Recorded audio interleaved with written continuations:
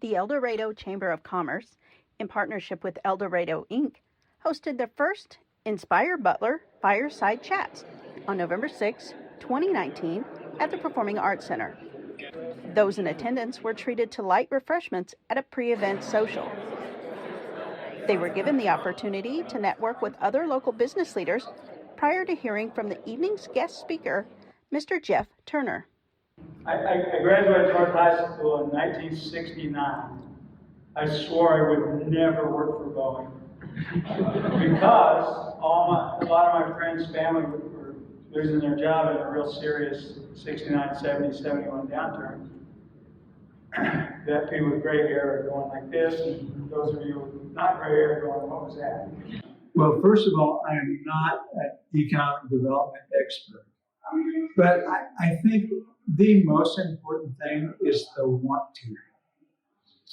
I think if a community in general comes together with a desire for economic development, that is the most important thing. Because there's no great formulas. I'm sure there's many formulas and many consultants on this subject, but wanting to grow as a community, doing the things it takes to grow as a community. And I'll give you an example, having a good infrastructure. I have no idea what internet is like in El Dorado. It depends on what part of town. But I think fast internet everywhere to everybody would be a great economic development tool. I live in Wichita and I have good access there. I go to Eureka Lake and I get lousy access. Now, I don't actually mind that all that much, but if I were trying to work there, it'd be really hard. But I think where the world's going, people aren't going to work where they live, not live where they work. And so if you think about what are the things that you have an advantage, I mean, you have a family environment, you have low crime, you have low hassle rates, you have reasonably priced real estate, you have an awful lot of things that people want. It could be great. I'm not saying that it is. I'm not a proponent of it. I'm just making the observation that our kids, and in my case, my grandkids, take connectivity for granted. Now, my kids, both of them, when they left, they were kind of like me. They graduated from high school. I said I never worked for Boeing. They said they never lived in Wichita.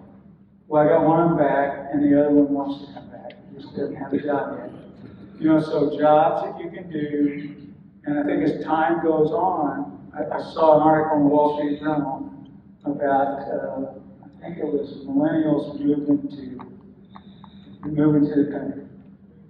Well, I think that's all coming out of this technology. And I see that, and I think communities that understand that, do something about it, will have an advantage over those who don't. I think those who don't try. There's no formula, there's no secret formula for economic development, for growing your community, other than keep trying.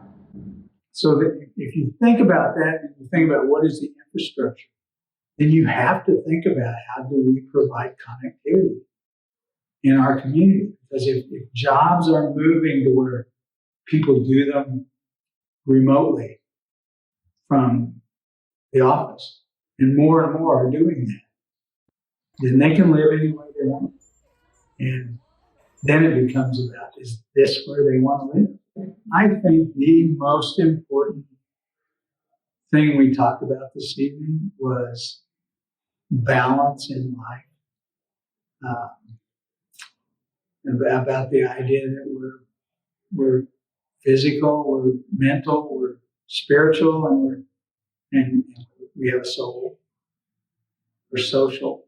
So I think the idea that strive for balance in your life is way more important than, get off balance on one thing or